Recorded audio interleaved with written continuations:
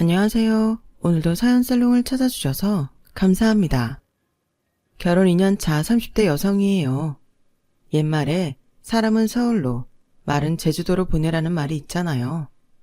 가끔 이 말을 들으면 웃음이 나곤 해요. 제가 바로 서울로 올라온 제주도 사람이거든요. 요즘은 제주도뿐만 아니라 대부분 지방에서 성적이 좋으면 서울에 있는 대학으로 유학을 오잖아요. 저도 그런 케이스였어요. 제가 졸업한 고등학교는 제주도 내에서 꽤 유명했어요. 서울에 있는 명문대 입학률이 타 지역 고등학교들에 비해서도 월등히 높은 편이었거든요. 하지만 서울에 올라온 지 한 달도 안 돼서 제 자존심은 완전히 구겨지고 말았어요. 뭐든 인서울이 아니면 아무것도 아니란 걸 알았으니까요. 뭐? 땡땡고등학교? 처음 듣는 이름인데? 그거 어디에 있는 학교야? 나름 명문고를 졸업했다는 자부심이 있던 제게 서울 출신 친구들은 하나같이 이렇게 되물었어요. 그래서 제주도에 있는 학교라고 대답하면 하나같이 황당한 표정으로 그러더군요. 야, 내가 제주도에 있는 고등학교를 어떻게 아냐? 웃긴 건 저한테는 이렇게 말하면서도 자기들이 나온 고등학교는 제가 당연히 알아야 하는 것처럼 말한다는 거였죠. 이렇게 사족을 붙이면서요. 아, 넌 지방 출신이라서 모르겠구나. 서울 애들은 우리 학교 이름만 대면 다들 아는데. 나 참, 그게 지방 출신이랑 무슨 상관이냐고요. 솔직히 서울대 연고대 진학률은 제 모교가 훨씬 더 높은데 말이에요. 아무튼 20대 초반엔 이런 사소한 문제로 자존심 싸움을 벌이곤 했어요. 그러다 서울살이가 길어지고 입에서 제주도 말보다 서울 말이 더 자연스럽게 나오기 시작하면서는 출신 지역에 대한 자격지심은 어느 정도 사라지게 되었죠. 그런데 30이 넘어 결혼을 하면서 또다시 지방 출신의 차별을 느끼게 될 줄 누가 알았겠어요. 제가 사연까지 보내게 된 것도 제가 지방 출신이라고 차별했던 제 손윗 동서 때문이에요. 제 시댁은 아들만 셋인 집이에요. 제 남편은 3남 중 둘째고요. 아주버님과 제 남편은 7살 차이가 나요. 도련님과 남편은 3살 차이고요.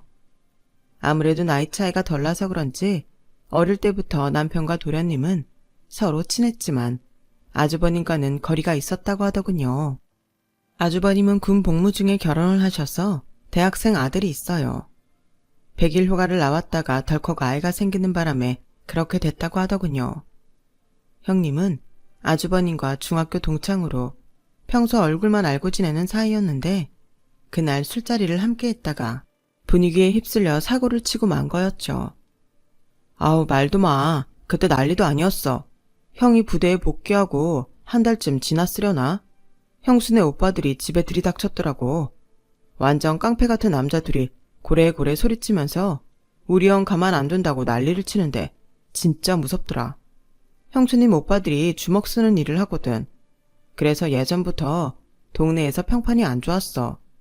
오빠라는 사람들도 조폭까지는 아니었지만 동네에서 주먹질하고 다니는 사람들이어서 다들 가까이 지내기 꺼려했거든. 암튼 그때 나랑 막내도 형수님 오빠들한테 맞아서 며칠 고생했었잖아. 영문도 모르는 우리한테 다짜고짜 형수랑 애 책임지라고 하는데 자초지종을 들은 우리 부모님은 마른 하늘에 날벼락 맞은 격이었지. 둘이 사귀던 사이도 아니었고 중학교 졸업한 이후로 그날 처음 만나 술 한 번 먹은 건데 그렇게 됐으니까 완전 똥 밟은 거지 뭐. 자기도 우리 아버지 알지? 성격 장난 아닌 거. 그때 아버지가 형 면회 가서 형을 엄청 패고 오셨어.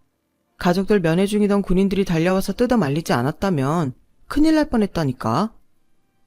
아무리 그래도 그렇지 군대까지 쫓아가서 아들을 때리는 건 좀 그렇다. 물론 잘했다는 건 아니지만 꼭 아주버님 탓만은 아니잖아. 암튼 그래서 뭐 별 수 있나. 애가 생겼다는데 혼수고 뭐고 그냥 형수가 못 만들고 우리 집으로 들어왔지 뭐.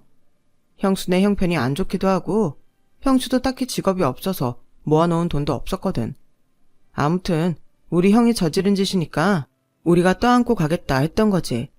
형이 쓰던 방에서 지내면서 애 낳고 형 제대 후에 시군 올렸는데 일단은 학생 신분이라 경제적인 능력이 안 되니까 부모님 집에서 몇 년 살다 분가하기로 했지. 그게 지금까지 이어지게 된 거고, 이젠 분가 할애도 안 한다고 하더라. 형수 말로는 우리 부모님 돌아가시면 그 집 자기네가 가져야 되는 거 아니냐고 욕심을 내더라고.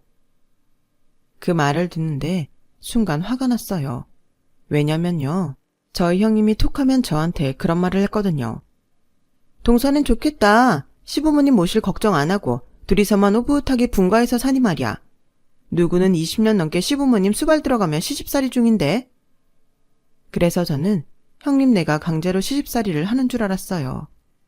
그런데 이런 사정이 있었다니 어이가 없어서 참.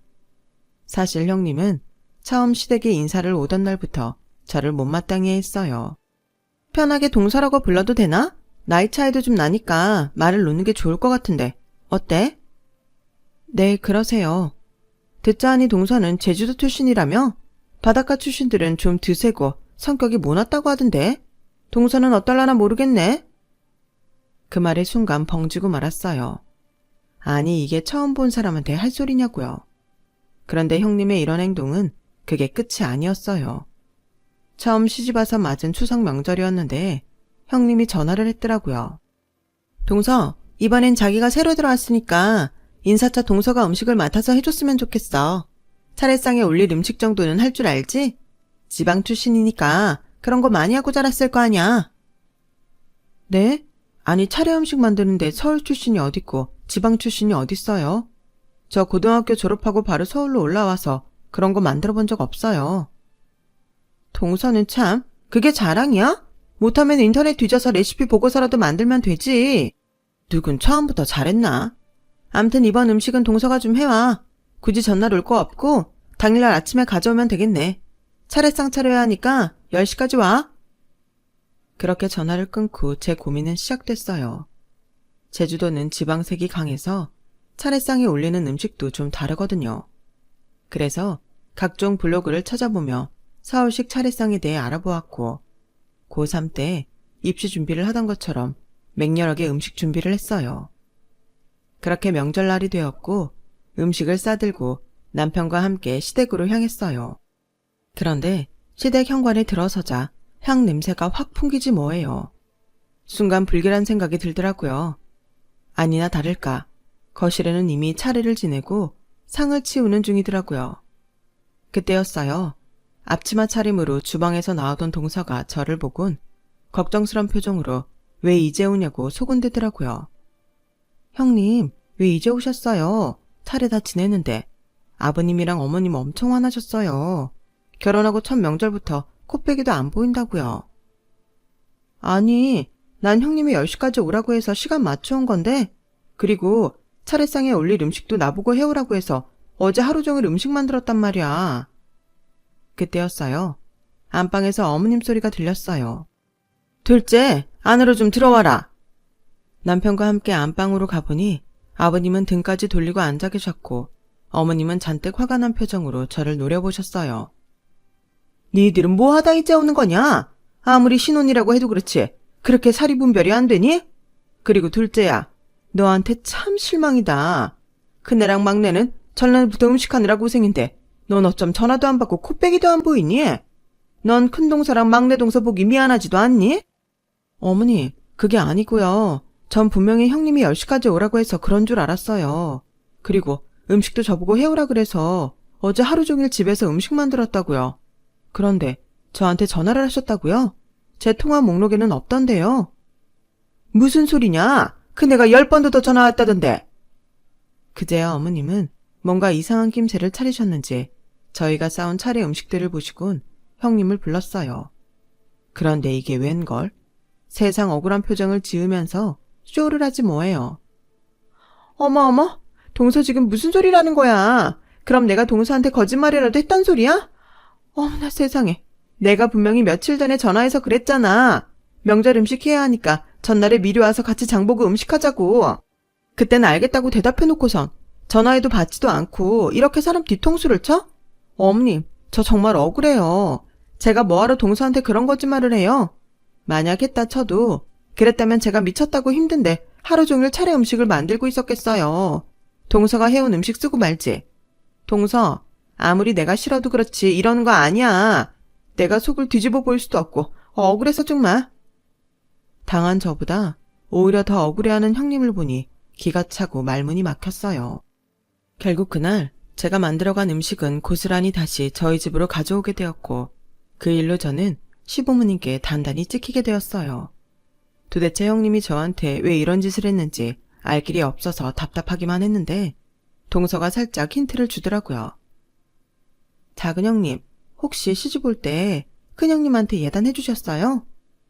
형님 예단? 했지. 안 그래도 우리 그이가 형님 거는 신경 써서 해주라고 하더라고. 그래서 동서한텐 딸랑 스카프 한 장 해준 거 미안하긴 하지만 형님한텐 큰맘 먹고 명품백 해드렸어. 그런데 그건 왜? 아니요. 제가 드린 거랑은 좀 다른 얘기라서 제가 잘못 알았나 봐요.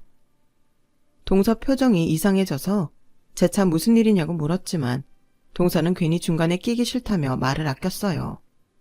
사실 제가 시집 올 때 형님 예단에 신경을 쓴 데는 다른 이유가 있었어요. 저희 형님이 학벌 콤플렉스도 있고 친정집에 문제가 좀 많아서 자격지심이 강한 편이라고 들었거든요. 오죽하면 남편이 고부간의 갈등보다 형님과의 갈등으로 힘들어할까봐 걱정된다고 했을 정도였으니까요. 아무튼 이런저런 이유로 형님 예단은 엄청 돈 들여 해줬는데 아무래도 그게 문제가 됐던 모양이에요. 그래서 하루는 형님과 따로 만나 예단 얘기를 꺼냈는데 끝까지 제 말을 듣지도 않고 말을 돌리더라고요. 형님, 혹시 제가 해드린 예단이 마음에 안 드셨어요? 제 딸은 형님한테 어울릴 것 같아서 준비했던 건데. 아, 그래? 동서는 내가 딱 그런 수준이라고 생각했구나. 알았어. 사람을 뭘로 보고 기가 막혀서. 잘 풀어보려고 만난 자리는 오히려 형님 화를 돋우고 말았어요. 저도 한다고 하는데 자꾸 어긋나기만 하니 더는 노력하지 말아야겠다 싶더라고요. 사실 따지고 보면 당한 건 늘 저인데 계속 저 자세로 나가야 하는지도 의문이 들었거든요. 그렇게 몇 주가 지난 어느 날이었어요. 제 생일을 앞두고 남편이 뭔가 고민을 하는 것 같더라고요. 자기야, 이리 좀 와봐. 자기가 갖고 싶어 했던 보테가 베네타 가방 이거 맞지? 형수님 예단으로 사주면서 그랬잖아. 자기도 갖고 싶다고. 글쎄, 이게 당근에 나온 거 있지. 선물 받은 건데 쓰지도 않았대. 완전 새 건데 15만 원이면 완전 거저 아냐? 어머, 정말이네? 근데 이걸 15만 원에 내놓는 사람이 있겠어? 가짜 아니야? 가격을 보면 그렇긴 한데 포장 상태를 보면 가짜는 아닌 것 같은데. 일단 만나서 확인 좀 해볼까? 가짜라고 해도 15만 원이면 저렴하기도 하고.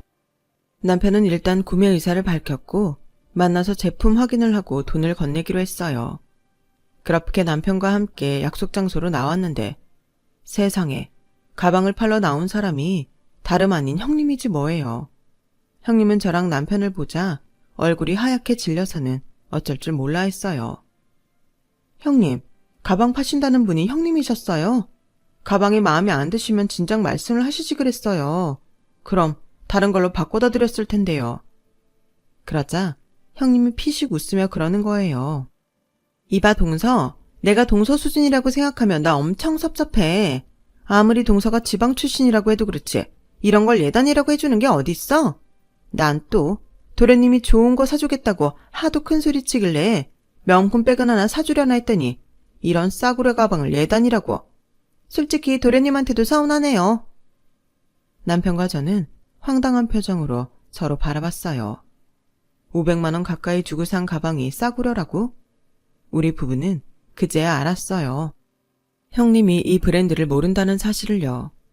모르면 인터넷에 검색이라도 해보지.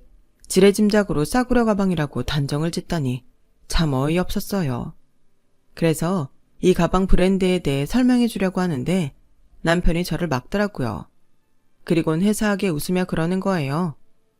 네, 형수님 말씀이 맞네요. 형수님 수준을 저희가 잘 모르고 이딴 걸 사드렸네요.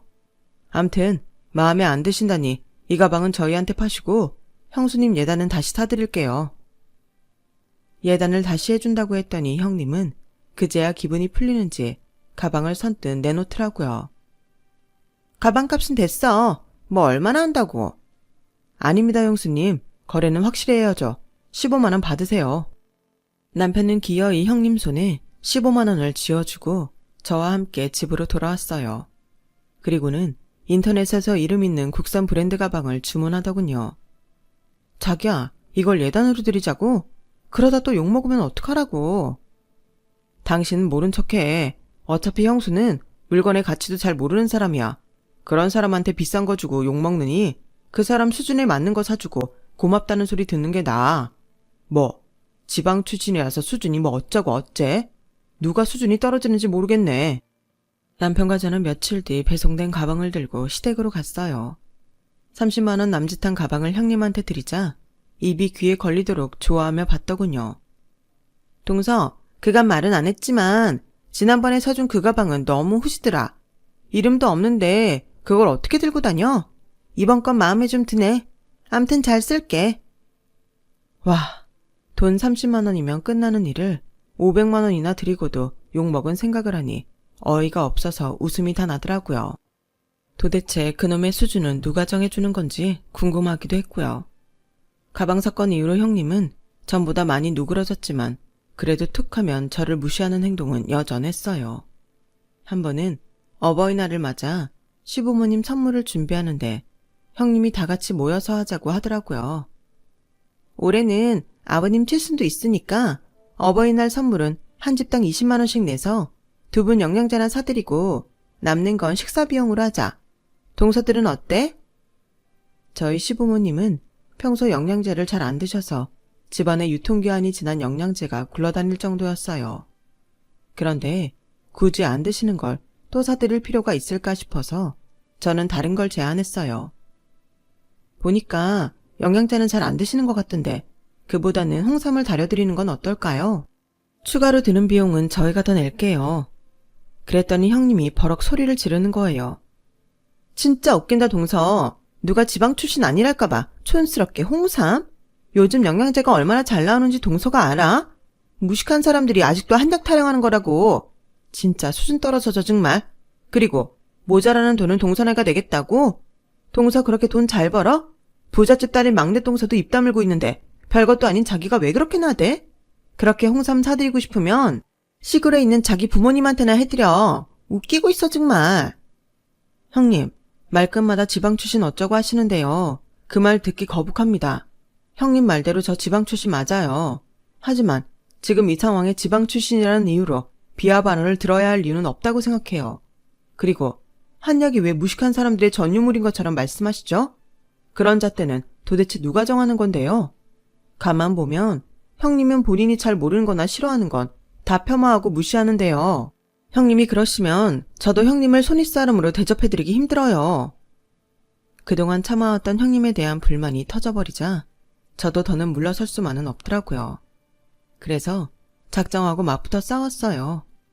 결국 어버이날 선물은 시어머니께 선택지를 드리고 고르시라고 했어요.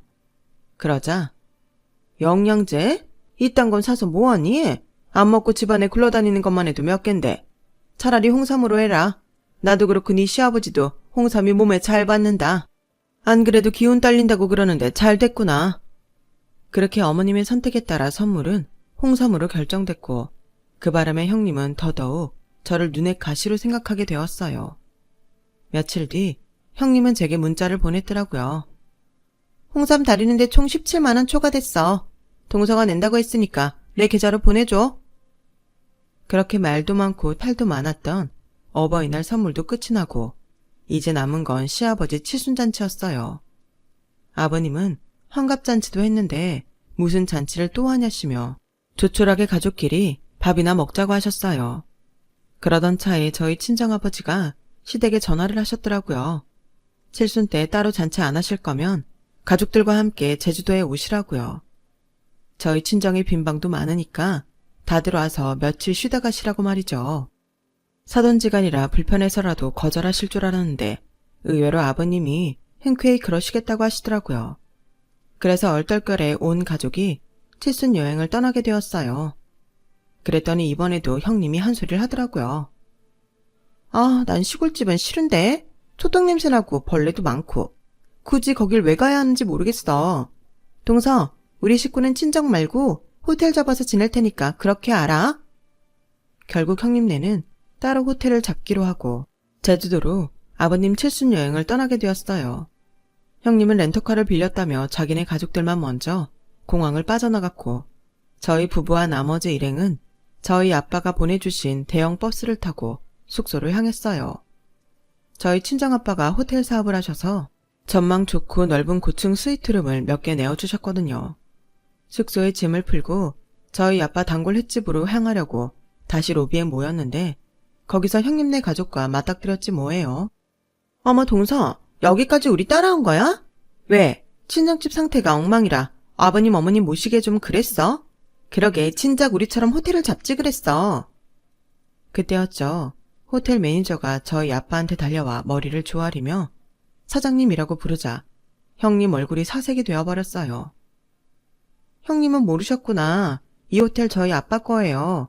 저희 숙소도 이 호텔 스위트룸에 잡았고요. 형님이 가신다는 호텔이 여긴 줄 알았으면 형님네도 스위트룸으로 잡아드리는 건데 이거 어쩌죠? 성수기라 룸이 없어서. 뭐 그래도 일반 룸도 컨디션은 괜찮은 편이니까 며칠 지내시는데 불편함은 없을 거예요. 뭐? 이 호텔이 동선의 거라고? 그제야 상황 파악이 된 형님은 입을 쩍 벌린 채 아무 말도 하지 못했어요. 오히려 큰 소리를 친 건 아주버님이었어요. 당신이 하는 일이 항상 그렇지. 모르면 입 다물고 따라하긴 할 것이지. 잘난 척하고 나서선 안 써도 될 돈이나 쓰고 망신만 당하고 이게 뭐야. 성수기라서 호텔비만 얼마가 나왔는지 알아? 암튼 당신 말 들어서 되는 일이 하나도 없어. 내가 알고 그랬나? 난 그저 동서가 지방 출신이라니까 농사나 짓는 집 딸인 줄 알았지. 이런 호텔 사장 딸인지 어떻게 아냐고. 그리고 그러는 당신은 내가 호텔방 잡겠다고 했을 때 왜 반대 안 했어? 당신도 편한 호텔에서 지내고 싶었던 거잖아. 그래놓고 왜 내 탓만 해? 이 사람이 어디서 큰 소리야. 괜히 당신 말에 따랐겠어? 안 그랬다간 여행 내내 주둥이 대빨 나와선 재수 씨한테 시비 걸었을 텐데 그 꼴을 어떻게 봐. 내가 당신을 몰라? 자기보다 돈 있고 잘난 사람한테는 고개 팍 숙이고 발발 기면서 자기보다 못한 것 같으면 대장 노릇하려고 목 쥐고 흔드는 사람이잖아. 사람이 어떻게 나이를 먹어도 나아지는 게 없냐? 이러니까 살부대 끼고 20년을 살아도 당신한테는 정이 안 가는 거라고. 그렇게 시작된 형님과 아주버님의 싸움은 여행 내내 이어졌어요. 물론 시부모님 앞에서는 싸울 수가 없었는지 밤마다 호텔방에서 말다툼을 했던 모양이에요. 조카가 저한테 찾아와서 부모님이 하도 싸워서 잠도 못 자겠다고 창고라도 좋으니 방 하나만 잡아달라고 사정을 하는 통에 그 사실을 알게 되었죠. 결국 여행 내내 형님은 억지 춘향처럼 저희를 따라다녔어요. 반면에 나머지 식구들은 저희 아빠가 준비해준 차를 타고 제주도 곳곳을 돌며 맛있는 음식도 듬뿍 먹을 수 있어서 다들 만족스러워했어요. 서울로 돌아올 땐 말린 옥돔이며 고사리 등 제주도 특산물도 잔뜩 받아올 수 있었고요. 제가 지방 출신이라고 무시했던 형님은 그날 이후 제 앞에서 지방이라는 단어조차 사용하지 않았어요. 오히려 어떻게 하면 저한테 잘 보일까 노력하는 것 같더라고요. 부잣집 딸이라고 물고 빨아주던 막내 동서보다도 저희 친정이 재력 있는 집안이란 걸 알고부터 달라진 모습이죠. 그러다 얼마 전 제가 형님한테 15만 원을 주고 대사온 가방이 500만 원에 달하는 명품백인 걸 알고는 저한테 그 백을 돌려달라고 사정하더라고요. 솔직히 처음부터 형님 몫으로 산 거라서 저도 그만이었지만 그동안 저를 괴롭힌 게 괘씸해서 망설여졌어요. 그런데 그런 제 표정을 읽은 남편이 나서서 딱 잘라 거절을 하더라고요. 형수님, 왜 이러세요? 낙장 불입입니다. 그놈의 가방 때문에 제 와이프가 형수님한테 당한 게 얼만데 가방을 다시 돌려드려요. 그건 안 되죠. 게다가 제가 직접 15만 원이나 드렸잖아요. 버스는 이미 떠났으니까 괜히 뒤에서 흙먼지 뒤집어 쓰고 손은 들지 마세요. 그건 너무 초라하잖아요. 그간 제가 형님한테 당하면서 마음고생한 걸 아는 남편은 저 대신 형님한테 제대로 한 방 먹여주었어요. 나이 어린 시동생이 이렇게 놀려대니 형님도 더는 가방 얘기를 꺼내지 않더군요.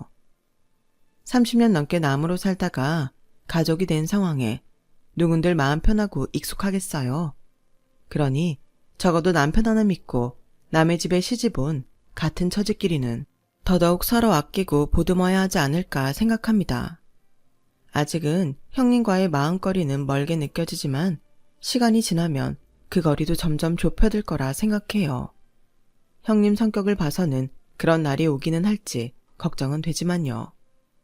지금까지 제 사연을 들어주셔서 감사합니다. 들어주신 분들 모두 사랑하는 가족과 건강하시고 행복하세요. 여러분, 사연 댓글에 응원과 현명한 조언 부탁드려요. 좋아요와 구독은 저에게 큰 힘이 됩니다. 오늘도 좋은 일 가득하세요.